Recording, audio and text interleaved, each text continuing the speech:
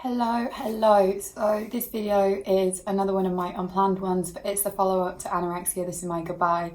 I guess I'm just here giving people an update on my recovery and to check in with how I'm doing. I have 3 videos that should be ready to upload at a very similar time to this one. I want to apologise for my absence. It's fully explained in a different video. I'll link all 3 videos in the caption below. But I just thought I would make this video and tell people how I'm doing, because although I talk about it on my Twitter, which I've also linked about below, I haven't actually really been that active on social media, with Christmas and just doing stuff with the family, doing stuff with friends. So here I am. It's good news. Things have been going really well. Ever since I put up my YouTube video called Anorexia, This Is My Goodbye, I have made so many recovery wins. I gave Joe my sets of weighing scales and I have now not weighed myself, I believe, for 12 days. And can I tell you the mental freedom that's come with this? I'm no longer spending every other minute staring into the mirror, seeing how big my body looks. I'm no longer comparing photos all the time of what I look like at a certain point and what I look like at another point. I'm not sat here second guessing what each mouthful of food I eat is going to do to my weight. I just feel free. And what's better is I have found a pair of black jeans now to wear instead of my black jeans with the two silver zips. So hopefully I'm not going to trigger myself when my clothes start to feel tighter. I thankfully have all my clothes from when I was at my natural weight. So yeah, they'll be coming back out my wardrobe soon. I like my clothes to still look nice, so when it looks a bit big, I'm a bit So that's why I'm so happy I found an intermediate size pair of black jeans for bigger than my black ones with silver zips and smaller than my natural size, just to see me through that period. So in this time, I have also told my parents that they need to help me portion out food, and I've sat down and cooked dinner with them, I think twice now, and I haven't thrown it up. The thing that slightly disappointed me about that video, and it's only a really small thing, is that I called it Anorexia, This Is My Goodbye. I know my diagnosis is technically anorexia with bulimic tendencies, but as we all know, bulimia is the thing that has kind of plagued my entire existence for this entire year. It has contributed to my weight loss, and it's the addiction I've had that I basically didn't think I was going to get over. If you'd asked me a month ago what I thought about my bulimia, my response would have been it'll be a part of my life forever, because I literally couldn't see my life without it, because I didn't know how I was going to get rid of my bulimic behaviours. But the really nice thing is, like I've said, in asking my parents to help portion out some of my meals and giving them that control, I haven't felt disgustingly full, and therefore the impulsion to throw up has felt less severe. Don't get me wrong, it's still been hard. I find evenings very triggering. I find that evenings give me time to possibly engage in those behaviours.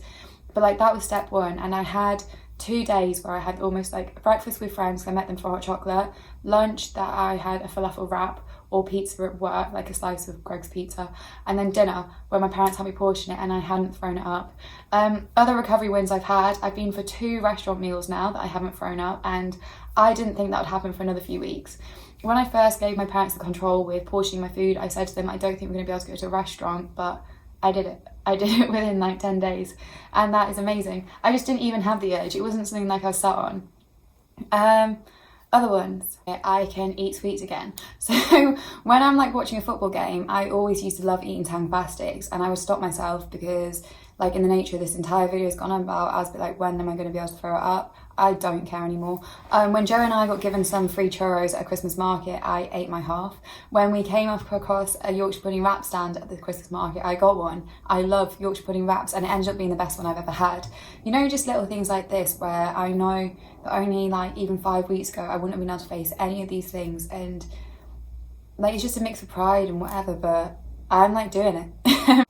Christmas Day, didn't throw up. I thought that would be a really triggering environment, and it wasn't. I got a bit stressed with meal times for a moment and when to eat, but I had a small bit of lunch with my parents before we went to my cousins, because we celebrated my cousins this year, and then I had starters, mains, which I portioned out myself, and dessert, and I didn't feel disgustingly full at any point.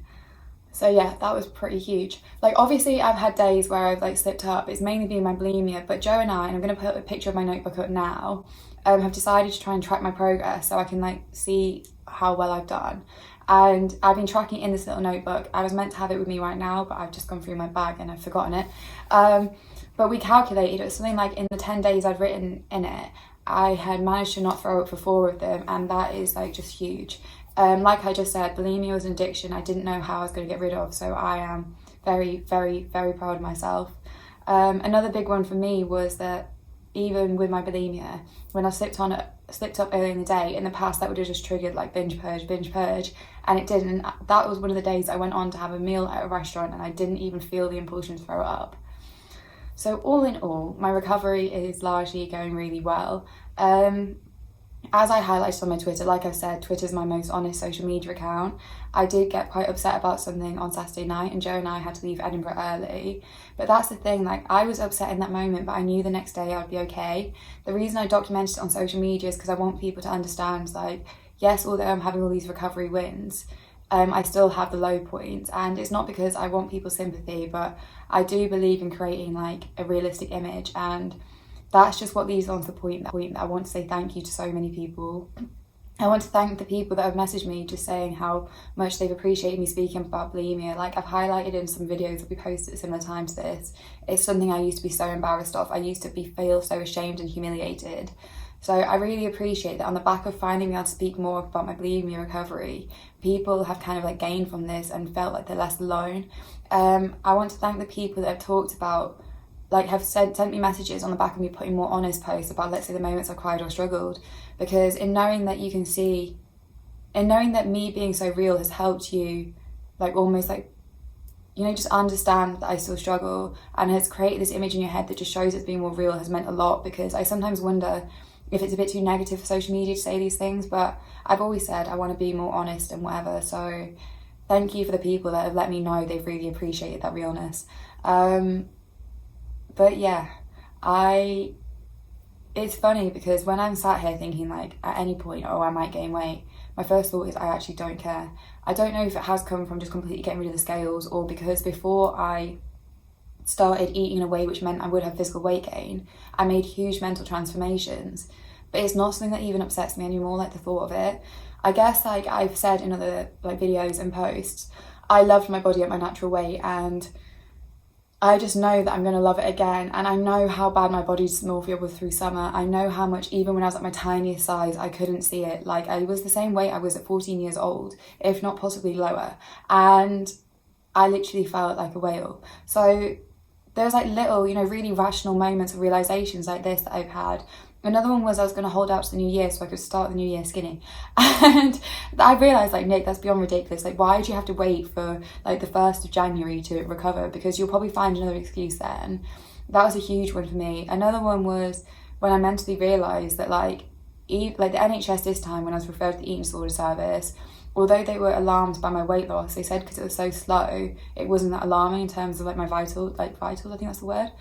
But even when I had really drastic weight loss at 18, it didn't, like, get me rushed into the eating disorder service. So even that one of, like, being sick enough for the NHS, I realised, like, Nick, it's kind of postcode lottery or whatever, and it depends when your body effectively gives out, and if you end up landing in A&E for it. Like, to me, sitting down and thinking, oh, the NHS never really took me off my eating disorder, well, it did, because I was offered, like, some therapy through it. It was just unfortunately in Nottingham when I moved back to Leeds.